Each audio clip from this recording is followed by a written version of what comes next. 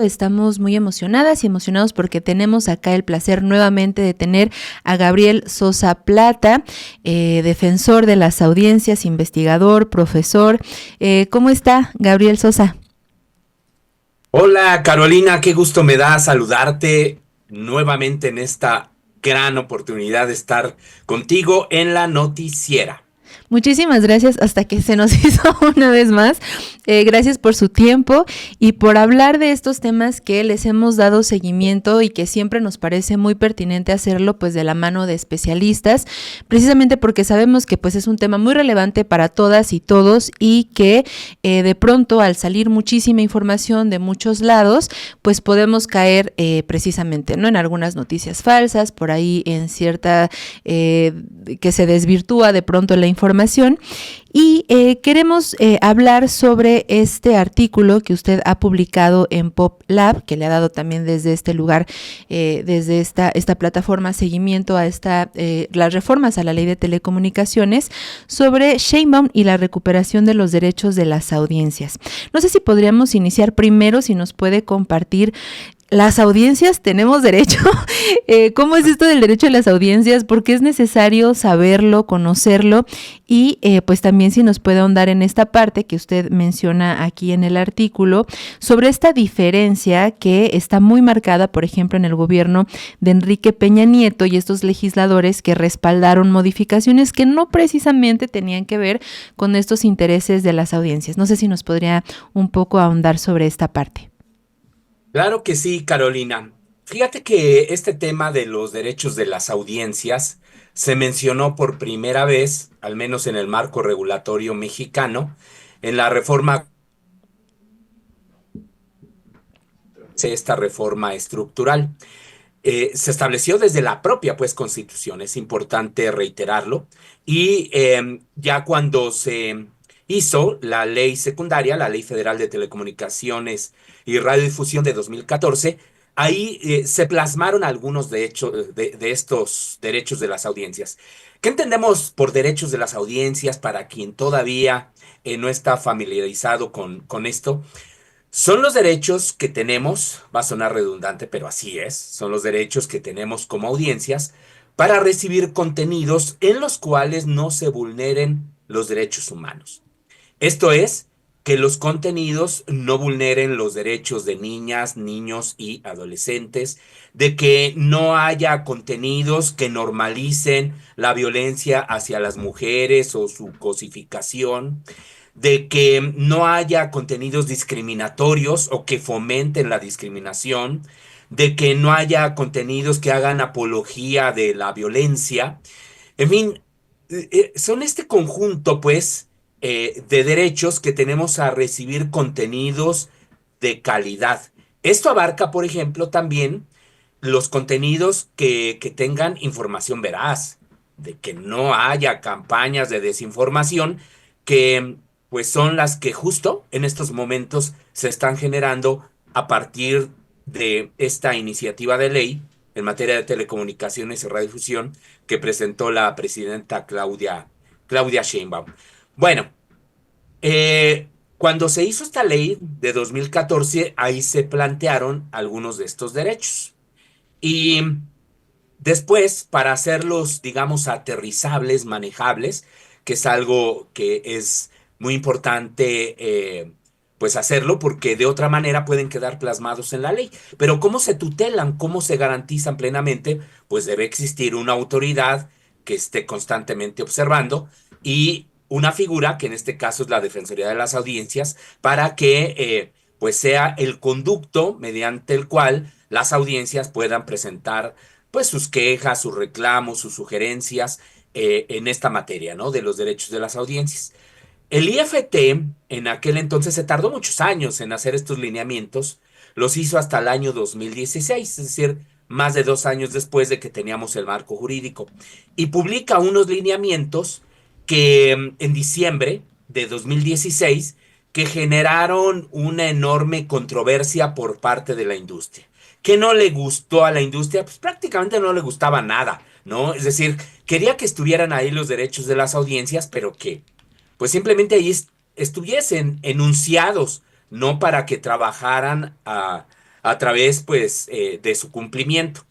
Entonces, los lineamientos establecían, por ejemplo, sanciones para quien no cumpliera con la obligación de diferenciar la información de la opinión o que se cumpliera esta obligación, que por cierto sigue en la Constitución, de no presentar propaganda o publicidad como información periodística o Ujú. noticiosa, que esto es como que el día a día de la industria de radio y televisión. Esto es de que muchas de las notas que vemos o de las entrevistas vemos y escuchamos, en realidad no son producto de un interés periodístico, sino que hay alguien que las paga. Ujú. Y eso es una distorsión del periodismo, de la comunicación, es un engaño a las audiencias porque lo que estamos viendo, como decíamos, es propaganda o publicidad. Bueno, entonces venía eso y otros aspectos, ¿no? Que ahí, como te decía, aterrizaban los derechos de las audiencias. Bueno, se publican este proyecto de lineamientos, viene este rechazo de la industria, que fue muy estridente, fue muy ruidoso. Decían, igual como están diciendo ahora, que eran lineamientos de censura, que no estaban de acuerdo porque limitaban la libertad de expresión, que les parecía que era un exceso de la autoridad regulatoria que se metiera en los contenidos, cuando lo que existía era una muy buena intención y una política pública de proteger a las audiencias de estos contenidos nocivos en los medios de comunicación tradicionales, radio y televisión. Bueno, no te hago ya el cuento largo para llegar a lo que ahora estamos viviendo, de que los combatieron y después, paralelamente, el gobierno de Enrique Peña Nieto presenta controversias constitucionales en contra de varios de los artículos de la ley que había impulsado Ujú. Sí. años, años antes, justamente en el 2013, cuando se hizo esta reforma constitucional y después la ley del 14. Bueno, los impugna constitucionalmente para quedar bien con la industria y paralelamente el Senado, entonces controlado por el PRIAN, también presentó recursos de inconstitucionalidad, en este caso, por los lineamientos del Instituto Federal de Telecomunicaciones. Entonces se presentan estos recursos jurídicos y el IFT lo que dice, ah, caray, pues mejor lo suspendo hasta que la Corte se pronuncie sobre la constitucionalidad de estos lineamientos. Bueno, eh, como era poco probable, dado que están anclados los derechos de las audiencias en la Constitución, que no prosperaran estos recursos constitucionales o de inconstitucionalidad, es decir, la Corte no les iba a dar la razón ni a Presidencia ni al Senado, decidieron entonces hacer una contrarreforma, que es esta contrarreforma de 2017. En esencia, esta contrarreforma que promovió la industria a través de su telebancada, a través de sus legisladores amigos, desdibujaron los derechos de las audiencias, quitaron eso de diferenciar la información de la opinión y le quitan la tutela que tenía el IFT como ser la institución que garantizara en última instancia los derechos de las audiencias. Esto es de que yo, que soy, por ejemplo, defensor de audiencias, si veía que esta recomendación que se hacía al medio de comunicación para reparar un derecho vulnerado no garantizaba o más bien no reparaba el derecho vulnerado de una situación muy grave, se podía acudir al Instituto Federal de Telecomunicaciones para que analizara el caso y viera si con base en la ley, pues era sancionable un tema de esa naturaleza, ¿no? Que es ya la última instancia. La verdad es que a las y los defensores de las audiencias no nos gustan las sanciones, pero pueden ocurrir hechos graves y ahí sí la autoridad le correspondía intervenir. Además de que le correspondía revisar la idoneidad de las y los defensores de las audiencias, porque pues no cualquiera puede ser defensor, es decir, la industria, por ejemplo, tiene a defensores que en realidad son abogados de la industria. Entonces ellos no defienden a las audiencias, sino defienden los intereses comerciales del medio para el cual trabajan. Bueno, en fin, entonces hacen esta contrarreforma en el 2017, le quitan la facultad al IFT para tutelar en última instancia estos derechos de las audiencias y pues quedó ahí algo totalmente, podríamos decir, ambiguo. Todo queda en el ámbito de la autorregulación. Los medios de comunicación son los que determinan si se viola o no un derecho de la audiencia. Entonces eso es algo pues bastante grave, bastante delicado, es decir, mató obviamente a la misma ley. Bueno, presentamos a partir de esto las organizaciones, algunas organizaciones, unos recursos en contra de esta contrarreforma, la de 2017, y después también de varios años, terminamos ganándola. También hubo 47 senadores que presentaron una inconstitucionalidad por esta contrarreforma y también se ganó. Bueno, pasó todo el sexenio del presidente López Obrador y este tema pues, quedó así como que a la deriva, no obstante que había sentencias que se ganaron en este terreno para devolver los derechos de las audiencias como estaban. Y ahora sí vamos al artículo. Lo que yo estoy diciendo en el artículo es de que esta iniciativa recupera los derechos de las audiencias y devuelve, en este caso, al nuevo órgano regulador, que en este caso se está considerando como a la Agencia de Transformación Digital y Telecomunicaciones, como la que sea en última instancia, pues quien tutele estos, de manera efectiva, estos derechos de las audiencias. Por ahí están surgiendo algunas propuestas, por ejemplo, de que podría ser a lo mejor la Procuraduría Federal de Consumidor o que quizá pudiese estar anclada en alguna otra institución, pero la idea es de que se tutelen de manera efectiva.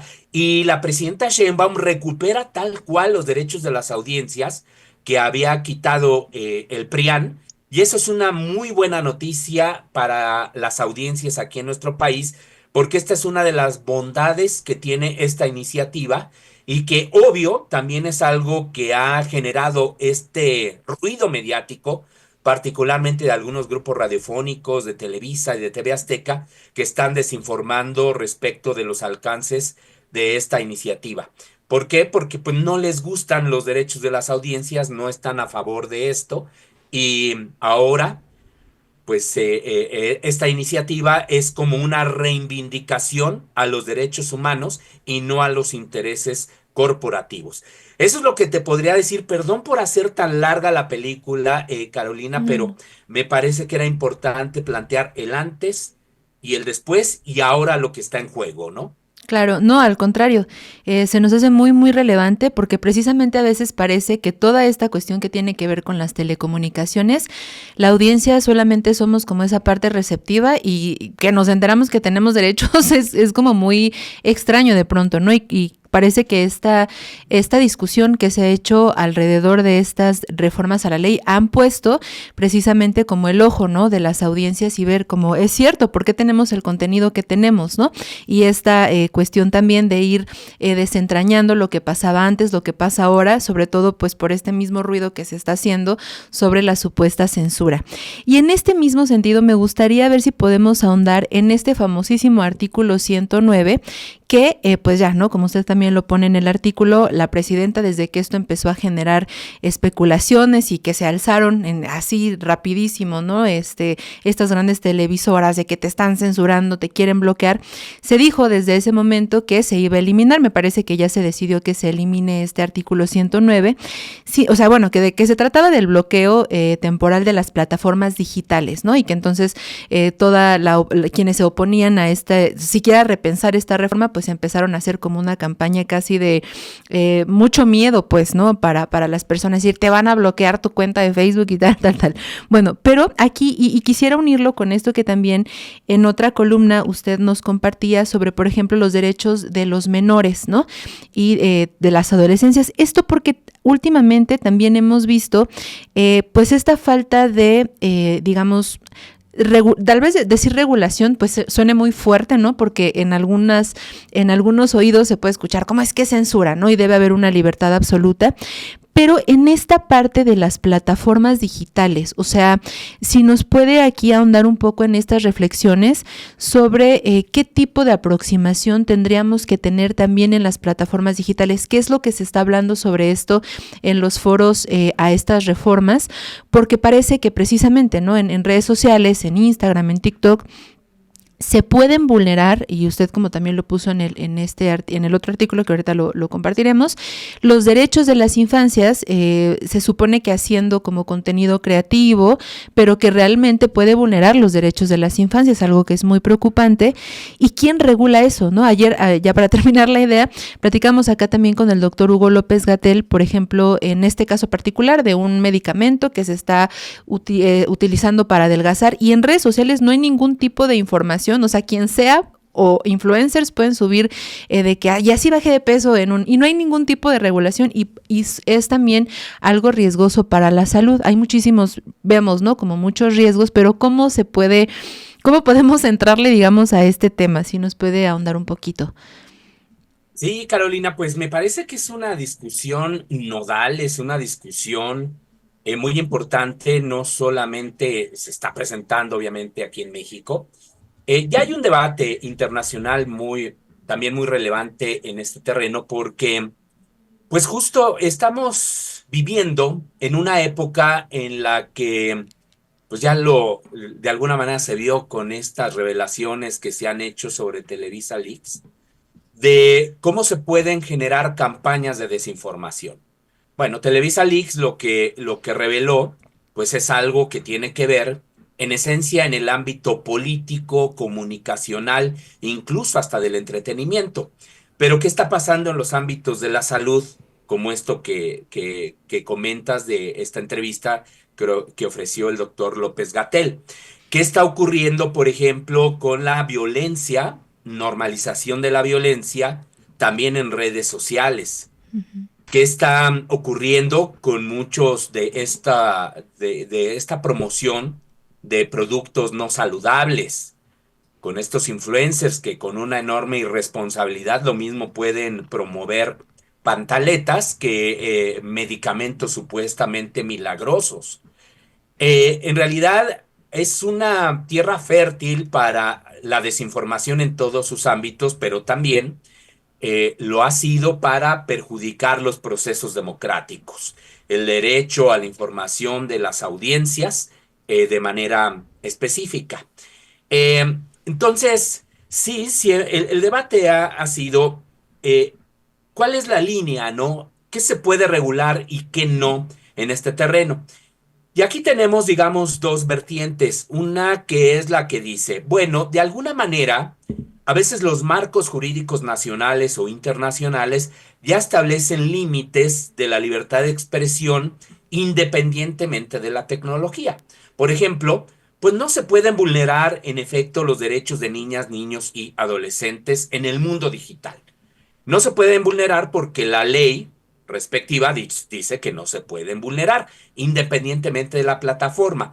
Pero entonces, ¿qué pasa cuando, por ejemplo, en las redes como TikTok, pues si hay una violación permanente? Uh-huh. Y es ahí donde entramos justo en esta discusión.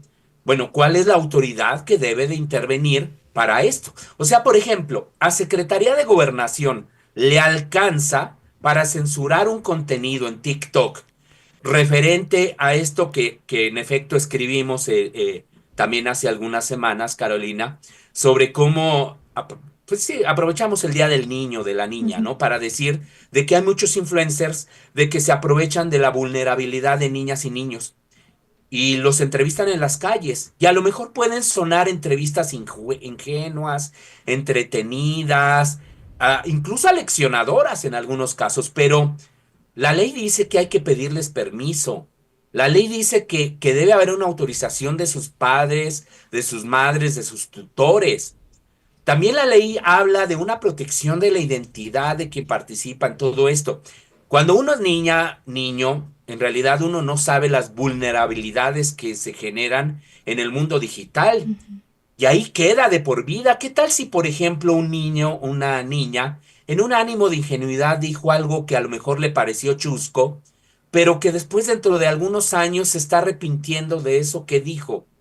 Porque justo lo dijo en este ámbito de la ingenuidad. Bueno, a eso es a lo que me refiero. Entonces, el marco jurídico no alcanza para que gobernación entre por ahí. Y lo que dijo el doctor López-Gatell también no le alcanza a las autoridades de salud, COFEPRIS y demás, para ir supervisando este tipo de contenidos y establecer sanciones. Y las plataformas se protegen y dicen, no, pues esto es un tema de los usuarios. Pero ¿hasta qué grado también las plataformas intervienen o tienen un grado de responsabilidad cuando gracias a los algoritmos, ese tipo de contenidos que son sensacionalistas, ese tipo de contenidos que tienen un tipo de vulneración, son justo los que alcanzan mayor visualización y son los que generan un mucho mayor impacto?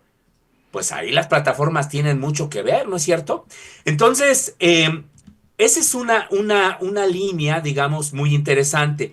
Y la otra es también de muchos aquellos fenómenos que están ocurriendo en las redes y que justo por no existir una regulación de los servicios digitales es donde se cometen también los excesos o bien están ocurriendo prácticas totalmente anticompetitivas. Por ejemplo, hoy día Google, Meta, pues, eh, en menor medida TikTok, pero también, bueno, Google con YouTube, Instagram y demás, están acaparando el mercado publicitario aquí en nuestro país. Es decir, ya tienen una posición de dominio en este terreno y nadie prácticamente lo sabe. Entonces, cuando las organizaciones vemos que se desatan y dicen censura por las plataformas digitales, oigan, las plataformas están felices porque ellas no quieren absolutamente ninguna regulación. ¿Qué es lo que pasó, por ejemplo, en Brasil? Ahí tenemos fenómenos en donde particularmente TikTok, pues tuvo que ver con campañas de desinformación y asuntos de ahí de publicidad pagada por algunos actores políticos y demás que distorsionan también los procesos democráticos. Entonces, cuando los llaman a cuentas, las autoridades en este ámbito y que sí puede existir, por ejemplo, en la radio y la televisión, porque tenemos una autoridad electoral, tenemos una legislación muy clara en este terreno, pero en las plataformas no necesariamente. Hay muchos vacíos regulatorios. Entonces ahí es donde debemos ya pensar en esto y tenemos que avanzar ya en una ley, en una nueva ley. No existe, por eso es nueva, una ley sobre servicios digitales. Eso es algo que incluso ha planteado el senador Javier Corral, que está coordinando estos conversatorios allá en la Cámara Alta, en los cuales se está debatiendo esta iniciativa de ley que presentó la presidenta Claudia Sheinbaum. Bueno, él ha dicho, sí, después de esto hay que entrarle a las plataformas digitales, porque también ahí están ocurriendo no solo fenómenos de concentración, también están ocurriendo una desprotección, esto que hablábamos de TikTok, ¿no? Ujú. De las niñas, niños y adolescentes. En Europa, por ejemplo, hoy día, pues, hoy mismo, se están regulando también, se están haciendo, digamos, procesos administrativos, incluso sancionatorios, mucho más claros en relación a que las plataformas sean mucho más responsables en relación con el registro de niñas, niños y adolescentes, para que no las usen. Y mecanismos más efectivos de protección, también mecanismos de verificación, de uso responsable, en fin, hay mucho por hacer en este ámbito y creo que por ahí debería ser la siguiente gran discusión. Nos estamos centrando ahora mucho en radio, televisión y telecomunicaciones, pero las plataformas están felices de la vida, alentando incluso estos debates porque es como señalar, ¿no? Diciendo ellos son los que no cumplen, cuando de este lado pues también hay una serie de deficiencias tremendas y ya, o sea, México debe subirse a este carril. Claro, qué importante se nos hace hablar también precisamente de esto, ¿no? Y todas las maneras en las que pueden vulnerarse los derechos de los niños, que poco pensamos, ¿no? El exponer a veces pues sus rostros, sus cuerpos, y esto, ¿no? Sin consentimiento y sin una verdadera conciencia de lo que están haciendo ahí, en manos de quién sabe quién llegarán pues esos videos, ¿no? En esta parte me gustaría, no sé si una reflexión, sobre todo también como audiencias, ¿no? Hace unos días, seguramente lo vio porque se hizo viral, esta transmisión en vivo que también sucedió en una de estas plataformas en TikTok, que en vivo pues asesinan a una influencer de Guadalajara, a una mujer, en redes sociales y también en esta misma plataforma, tanto también en X como en TikTok, empezaron a surgir muchísimos videos, uno de revictimización, ¿no? Y otros hasta que ya parecía como una cuestión casi que divertida, con algunas especulaciones, pero en una manera pues nos parece muy superficial, incluso esto, ¿no? Revictimizante. Y este es solamente un ejemplo, violando seguramente también pues estas cuestiones de la intimidad, de la seguridad, tal vez incluso de las propias investigaciones, no lo sabemos, pero cómo se hace un espectáculo, ¿no? Alrededor de esto. Como audiencias ahorita, por lo que nos dijo también de esta falta de regulación, de que a lo mejor en las autoridades no alcanza todavía para regular, y que también como esas líneas entre la regulación, que se puede pensar como censura, etcétera, pero nosotros como audiencia, por ejemplo, quienes son también pues padres, madres de familia, o que estamos cercanos a algún menor, y también en nuestro propio consumo, ¿no? Quizá como adultos que podemos ver de pronto un video y que se nos hace chistoso, en fin, ¿cómo como audiencia, un poquito más allá, digamos, de las autoridades, cómo podemos tener un consumo un poco más responsable de estas redes, si todavía ahorita no alcanza, digamos, como decimos, un tipo de regulación o de cualquier cosa que se acerque a esto, de ser un poco más responsables en lo que consumimos para no vulnerar precisamente derechos de otras personas? Sí, esto que comentas, Carolina, es realmente un hecho muy lamentable, muy triste, muy decepcionante en muy diversos enfoques. Tú has hablado de la revictimización y en efecto, eso es lo que ha ocurrido. Una revictimización, pero también juicios sumarios Uh-huh. de quienes hacemos uso de las redes, diciendo o justificando, ¿no? El propio asesinato. O sea, eso es algo totalmente inaceptable y esos son justo esos bordes de la libertad de expresión, perdón, pero eso sí no debe simplemente permitirse en las redes. O sea, uno no puede justificar un asesinato. Ya, punto. Y sin embargo, ¿qué hacen las redes? Mira, yo justo me di cuenta de esto que comentabas hace un momento. eh, de, yo vi también el video, pero a ver, a mí me aparecen los reels estos de Facebook y yo no sabía de esa noticia, justo me enteré en las redes y le hago clic a esa noticia. Bueno, yo lo que vi fue que un usuario sube la parte, digamos, previa, ¿no? Antes de que, pues, le dispararan. Sube la parte previa y yo dije, no, pues bueno, pues ya ahí me quedo, qué triste, qué lamentable, en fin, todo lo que uno puede imaginar en relación a esta circunstancia. Y a partir de ese clic, pues ahora lo que me han estado apareciendo son Uh-huh. videos de la misma persona.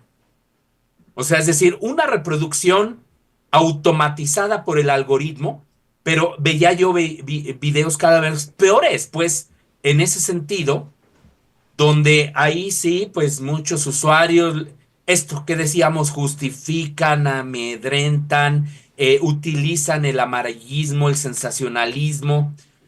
No, esa es una reflexión que yo hago con todo respeto a tus audiencias, Carolina, en este espacio de la noticiera, a que reflexionemos sobre lo que estamos haciendo con nuestras redes y a que reflexionemos sobre estos fenómenos de la comunicación que nos deshumanizan, que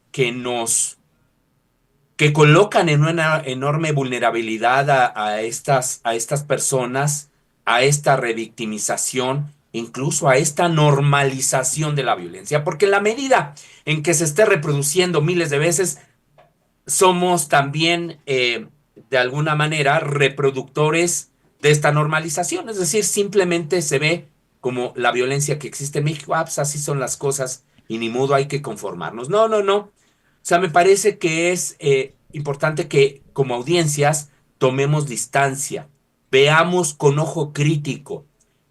Estos contenidos son justo a los que están expuestas las niñas y los niños. Uh-huh. los adolescentes, y eso es algo que también debemos cuidar. ¿Dónde está la responsabilidad de las plataformas? Pues justo en eso.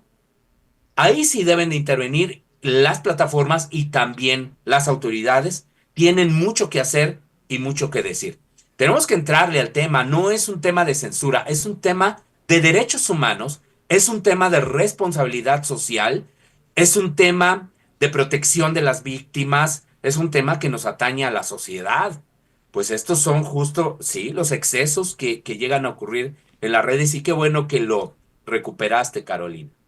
Sí, pues muchísimas gracias por esta claridad también y pues nos parece esto, ¿no? Un tema muy relevante, sé que va a dar para más, pero antes de terminar nos gustaría también preguntarle sobre esta ponencia que va a tener, me parece, en la Facultad de Derecho, a ver si ahorita la podemos ver por acá, porque pues precisamente, ¿no? Ahorita en todo el foro que se está haciendo sobre telecomunicaciones, que también en el Senado se está llevando a cabo, pues nos parece muy pertinente también retomar que eso, ¿no? La primera impresión que la oposición desde diversas voces quiso aparentar es como viene desde la presidenta y lo va a mandatar y esto es una dictadura y la censura y entonces estamos viendo que por ejemplo desde el Senado, acá también con esto que ocurrirá también en la Facultad de Derecho, pues contrario a lo que intentaron hacer ver, más bien se están abriendo foros, ¿no? Se están tocando estos temas, se están abriendo, se están debatiendo. No sé si nos podría contar un poquito de esta ponencia.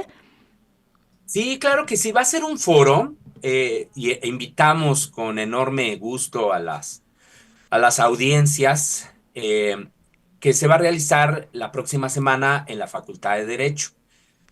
Apenas ya se dio a conocer este programa ayer y es un foro que se llama Telecomunicaciones, Radiodifusión y Competencia en México, una coyuntura para el análisis y diálogo y se desarrollará en el Auditorio Benito Juárez de esta Facultad de Derecho, allá en Ciudad Universitaria. Las actividades de ese martes comienzan a las 9 de la mañana y hay 4 mesas que se están, pues digamos, organizando. La mesa uno se refiere a una evaluación de a 11 años de la preponderancia y una nueva ley federal de competencia económica, panorama de usuarios y proveedores. Y es que sí, se cumplen 11 años de la preponderancia, que fue una nueva figura que se estableció en la Constitución a partir justo de esta reforma pues, constitucional en materia de telecomunicaciones y radiodifusión, de que las empresas preponderantes en México son aquellas que tienen el 50% o más del mercado, que solamente tenemos dos, en este caso de dos sectores, ¿no? En telecomunicaciones, que son las empresas de Carlos Slim, y en el caso de radiofusión de Televisa, ¿no? Es decir, estos son los dos grandotes o los dos gigantes de las telecomunicaciones y la reducción en México. Entonces, ¿qué ha pasado con esa preponderancia? Realmente tenemos mercados más competitivos. De eso va a tratar esta primera mesa y ahí va, pues vamos a tener entre otros ponentes a Rafael Sánchez Loza, que es el presidente de la Caniete, Clara Luz Álvarez, que es una muy reconocida académica, y Antonio Cuellar, que es un también muy reconocido académico de la facultad. Luego va a haber una mesa 2, como decimos, todo esto comienza a las 9 de la mañana, que va a ser sobre el futuro de las telecomunicaciones en el marco de una nueva ley federal de telecomunicaciones y radiodifusión. Y pues ahí va a participar Eric Huerta, que es alguien que está súper comprometido con las redes de telecomunicaciones de uso social. Va a estar Marina Martínez, que representa a los pequeños radiodifusores aquí en México, y va a estar también el doctor Ernesto Contreras, que es un reconocido académico de la Facultad de Derecho, y ahí me invitaron a participar en esta mesa, y yo pienso hablar sobre esto que platicamos aquí, sobre pues estos fenómenos de concentración que ya estábamos viendo en el mundo digital y que es muy importante que ya también le entremos a todo esto. Y ya luego por la tarde va a haber una mesa 3 sobre medios públicos, va a estar muy interesante. Ahí pues ya se tiene confirmada la participación del director de TV UNAM, al cineasta Iván Trujillo. Va a estar también Miguel Alejandro López Olvera, que es un investigador del Instituto de Investigaciones Jurídicas de la UNAM, y Federico González Luna, bueno, que él es un, digamos, representante de la industria y un asesor de la industria, pero pues obviamente también tendrá una visión sobre lo que está ocurriendo con los medios públicos. Y después viene una mesa dedicada a los retos para la digitalización y la conectividad del país, donde estarán Víctor Pavón, que es él trabaja para una consultora, Oxford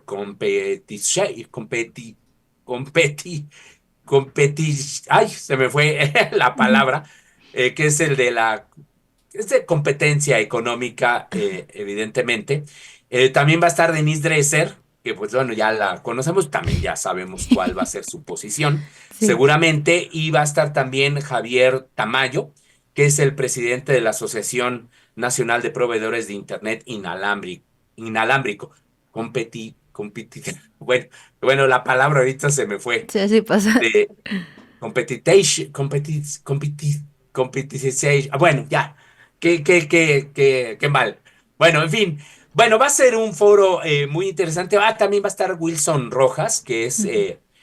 alguien que representa a la Caniete y que es esta cámara que representa los intereses de la televisión de paga. Bueno, en fin, pues va a ser un foro que se suma, que se agrega a este conjunto también de foros, que en este caso se les llamaron conversatorios, que se hacen en el Senado de la República. Y aquí lo interesante, pues, es de que se hace desde la propia UNAM, y pues va a ser muy interesante ahí lo que pues se vaya a generar.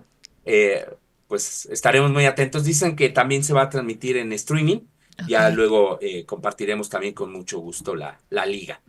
Sí, por favor, para darle pues seguimiento también a estas discusiones, seguramente pues abrirán reflexiones y pues esto, ¿no? Lo importante de que aunque puedan ser voces que pues acusan también, ¿no? En el caso, por ejemplo, de Denise Dresser, que ha acusado autoritarismo y tal, pues al final se le da el foro, la apertura y pues esto, ¿no? El repensar desde todos lados pues estas medidas, estas reformas para pues avanzar en esta cuestión de telecomunicaciones que a veces pues nos da esa impresión, ¿no? Como que se puede subestimar o que damos por hecho, porque tal vez así nos hicieron pensar que eran temas que solamente les tocaban pues a los dueños de estas concesiones, ¿no? Y pues ahora el hecho de que pues existan personas como ustedes, especialistas y defensores de las audiencias, pues nos abre como este panorama de decir, pues no, somos audiencia y tenemos derecho del contenido que consumimos y pues qué importante.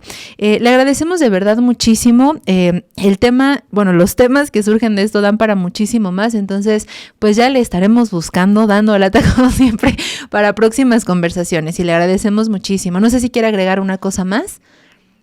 No, no, no, al contrario, pues muy agradecido. Yo creo que hay que estar al tanto de este debate. Bueno, obviamente este que se va a desarrollar ahí en la UNAM y lo que estamos viendo en el Senado de la República. La próxima semana me parece que son los dos últimos conversatorios. Viene también el del jueves, me parece que va a ser sobre los derechos de las audiencias y de los usuarios, donde pues seguramente también se plantearían algunas mejoras al proyecto de iniciativa, pero me parece que se han atendido algunos de los temas más importantes.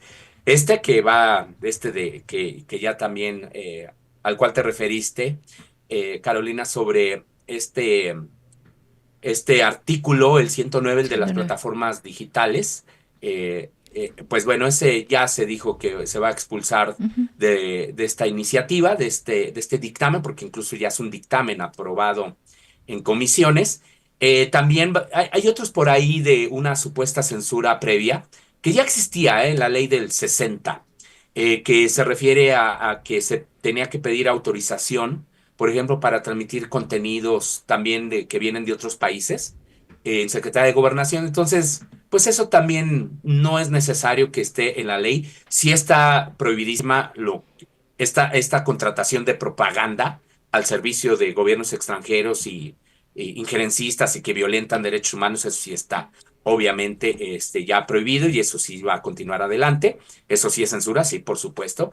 Claro que sí. O sea, hay límites a la libertad de expresión totalmente reconocidos también en el ámbito, podríamos decir, de la legislación internacional en materia de los derechos humanos. y una de ellas tiene que ver con esto, ¿no? Que es casi, casi como una apología de guerra, ¿no? También. Claro. Bueno, es eso. El órgano regulador, que también hay que seguir muy, muy de cerca. Todos sabemos que la Agencia de Transformación Digital y Telecomunicaciones va a absorber las funciones del Instituto Federal de Telecomunicaciones, y lo que se criticó con justa razón es de que todo quedaba en el director de esta agencia, es decir, un enorme poder concentrado, cuando el IFT pues tenía pues justo un órgano colegiado para la toma de decisiones. Entonces ahora lo que se va a proponer es de que se incorpore, incluso lo mencionó ya la presidenta, un órgano desconcentrado de la propia agencia, también que tendrá resoluciones colegiadas, que será como el órgano técnico para esta toma de decisiones. Es decir, regresamos como un esquema muy similar al que tuvimos antes de la reforma constitucional, que teníamos una SCT con una Comisión Federal de Telecomunicaciones. Bueno, va a ser algo similar, ahora será la agencia con una nueva comisión, no sabemos todavía cómo se vaya a llamar exactamente, pero está muy bien en términos de discutir con mayor profundidad todo el tema de un sector tan complejo como es la radio, la televisión, las telecomunicaciones.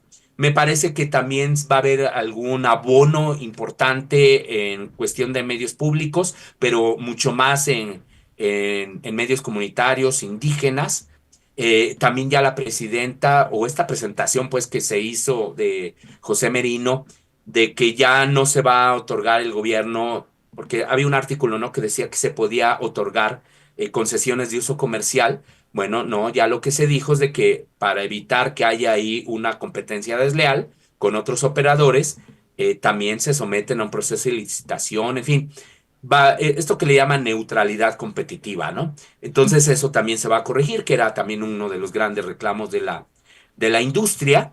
En fin, yo creo que son muy buenas noticias, por eso todavía hoy me sorprende. Hoy estaba leyendo hace un momento un artículo que se publicó en El Economista, durísimo en contra de la ley, y dije, bueno, creo que tiene una ley muy distinta a lo que se está promoviendo. Entonces, aquí la recomendación es que no se dejen engañar por esto que estamos viendo. Es una campaña tremenda de desinformación alrededor de la ley, donde, pues sí, si queremos solo destacar los aspectos, pues críticos o negativos, está bien, es parte de la labor, pero también hay que destacar lo bueno que tiene la ley, y yo he hablado de algunos de estos aspectos, sobre todo los derechos de las audiencias, entre otros, ¿no? Pero también varios de los aspectos que ya se van a corregir. Entonces, a estar atentos, y después viene un proceso, pues ya obviamente de las reservas y demás, porque esto va a pasar al pleno, es decir, al pasar en comisiones, al aprobarse en comisiones, lo que se va a presentar en el Senado es una reserva para corregir todos estos temas, pero eso ya se va a discutir en el pleno del Senado de la República. Si lo aprueba ya el Senado, que probablemente sea ya en junio, irá a Cámara de Diputados. Y va a ser un proceso legislativo que todavía le va a tardar, pero quizás ya por junio, julio tengamos una nueva ley en esta materia. Ok, pues estaremos dándole seguimiento sin duda, y pues esto que menciona precisamente, ¿no? La importancia de tener voces especialistas, objetivas, claras, honestas, porque pues entre toda la desinformación y además, como bien dice, ¿no? Algunas voces que todavía abonan pues a la desinformación o a la crítica sin ver como el panorama completo de esta ley, pues sí, de pronto nos pueden ahí hacer pues tambalear en no saber si sí, si no, si es censura, si es progreso, si no, pero pues gracias también por dejarnos como esta cuestión de esperanza de que pues va ahí, que esta ley pues está preocupada, ¿no? Por esta también regulación, y que también pues está con toda esta visión de especialistas. Le agradecemos de verdad muchísimo, y ojalá pues nos permita continuar en comunicación. Al contrario, muchísimas gracias por la oportunidad. Pues un gran abrazo allá a todo el equipo de la noticiera, y por supuesto al Chamuco, y en fin, a todas y todos. Bueno, Gracias, los un abrazo de integrantes del vuelta. Chamuco, ¿ah? Sí, sí, sí. Gracias, pues un abrazo de vuelta y que tenga pues muy bonito día. Igualmente también, un excelente fin de semana. Gracias, igual. Pues bueno, como ven, por favor, díganos qué es lo que piensan. Recuerda que si quieres ver más contenido como este, sintoniza de lunes a viernes la noticiera a las 11 de la mañana por Chamuco Media.